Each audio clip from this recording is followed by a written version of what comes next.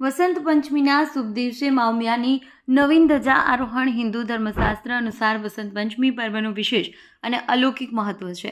આ દિવસે વિદ્યાની દેવી મા સરસ્વતીના પ્રાગટ્ય દિન તરીકે ઉજવવામાં આવે છે. પવિત્ર દિવસે સંવંત 1943માં હાલમાં વિદ્વાન શ્રી ઉમિયા માતાજી મંદિરના શિખર પર સોનાનો કળશ સ્થાપિત કરવામાં આવ્યો હતો, જેનું ઐતિહાસિક મહત્વ આજે પણ અડગ છે.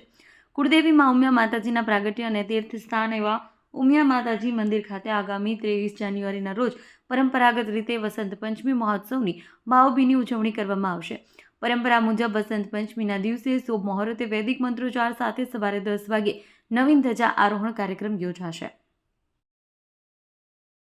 પાટણમાં 84 કડવા પાટીદાર સમાજની મોટી પહેલ પાઘડીની લાજ અભિયાન અંતર્ગત 84 પાટીદાર મહિલાઓનું ભવ્ય સંમેલન.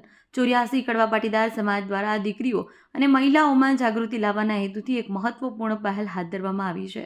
ચાણસ્મા તાલુકાના મણિયારી ગામ ખાતે પાઘડીની લાજ નામ હેઠળ ભવ્ય મહિલા સંમેલનનું આયોજન કરવામાં આવ્યું હતું, જેમાં 84 પાટીદાર સમાજની 3000થી વધુ મહિલાઓએ ઉત્સાહભેર હાજરી આપી હતી. આ સંમેલનમાં સમાજના આગેવાનો અને મહિલાઓ દ્વારા દીકરીઓના ભવિષ્ય, સમાજના માન સન્માન અને પરિવારની એકતા અંગે વિસ્તૃત ચર્ચા કરવામાં આવી હતી.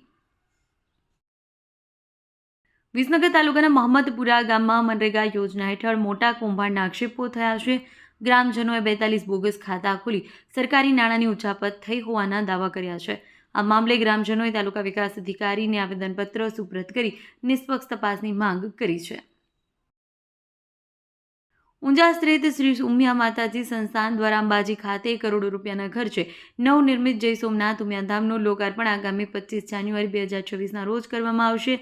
ગુજરાતના મુખ્યમંત્રી ભૂપેન્દ્ર પટેલના વરદ હસ્તે આ ધામનું ઉદ્ઘાટન કરાશે, જેની તડામાર તૈયારીઓ ચાલી રહી છે. થરાદ ખાતે 26 જાન્યુઆરીના પ્રજાસત્તાક દિનની રાજ્યકક્ષાની ઉજવણીનું આયોજન કરવામાં આવ્યું છે. આ મુખ્ય કાર્યક્રમ થરાદ તાલુકા મલુપુર ખાતે યોજાશે. આ ઉજવણીની તૈયારીના ભાગરૂપે ગુજરાત પોલીસે વાવ થરાદ જિલ્લામાં પોલીસ અધિક્ષકની ઉપસ્થિતિમાં રિહર્સલ યોજ્યું, જેમાં પરેડ, સુરક્ષા વ્યવસ્થા અને સમગ્ર કાર્યક્રમની તૈયારીઓનું નિરીક્ષણ કરાયું હતું. થરાદ તાલુકાના લેડાઉથી જમડા થઈ બારોલને જોડતા માર્ગના નિર્માણ કાર્યમાં હલકી ગુણવત્તાના આક્ષેપો થયા છે. આ રોડનું કામ 3 મહિના અગાઉ કરવામાં આવ્યું, પરંતુ ચોમાસામાં તે ક્ષતિગ્રસ્ત થઈ ગયું હતું. ક્ષતિગ્રસ્ત રોડનું ફરીથી સમારકામ કરવામાં આવ્યું હતું, પરંતુ બીજા દિવસે સવારે રોડ પર ખુલ્લી કાંકરીઓ જોવા મળી હતી. વાવ તાલુકામાં પ્રજાસત્તાક પર્વની ઉજવણીના ભાગરૂપે તિરંગા રેલીનું આયોજન કરવામાં આવ્યું હતું. વાવ વહીવટીતંત્ર દ્વારા આયોજિત આ રેલી વિનયન કોલેજથી શરૂ થઈ શહેરના મુખ્ય માર્ગો પરથી પસાર થઈ હતી. રેલીનું સમાપન મહારાણા પ્રતાપની પ્રતિમાને પુષ્પાંજલિ અર્પણ કરી કરવામાં આવ્યું હતું. પાલનપુર નગરપાલિકા દ્વારા શહેરની સ્વચ્છતા જાળવવા માટે છેલ્લા 20 દિવસથી સઘન ઝુંબેશ હાથ ધરવામાં આવી છે. આ કાર્યવાહી અંતર્ગત જાહેર સ્થળોએ ગંદકી કરનાર, કચરો ફેંકનાર અને સ્વચ્છતાના નિયમોનું ઉલ્લંઘન કરનાર સામે દંડાત્મક પગલાં લેવામાં આવ્યા છે. નગરપાલિકાએ સમયગાળા દરમિયાન કુલ 66,100નો દંડ વસૂલ કર્યો છે. પાટણ શહેરમાં સ્થાપિત 274 સીસીટીવી કેમેરાએ પોલીસની કામગીરીમાં નોંધપાત્ર મદદ કરી છે. આ ત્રીજી આંખને કારણે 2025માં એક વર્ષમાં પાટણ જિલ્લા અને શહેર પોલીસે 5 પ્રકારના કુલ 146 ગુના અને બનાવોને ભેદ ઉકેલ્યો છે. કેમેરા ગુનાખોરીના પગેરા શોધવામાં અને ગુમ થયેલી કે ચોરાયેલી વસ્તુઓ પાછી મેળવવામાં પાટણ શહેરમાં સ્થાપિત 2736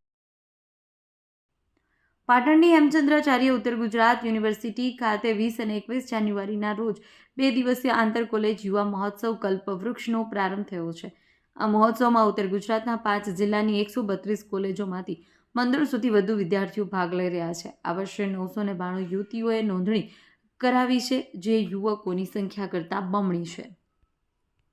દેશ અને દુનિયાના સમાચાર જોવા માટે અમારી ચેનલ MG લાઈવ ન્યૂઝને સબસ્ક્રાઇબ કરો અને બેલ આઇકોન પર ક્લિક કરો, જેથી રોજે રોજની અપડેટ આપને મળતી રહે.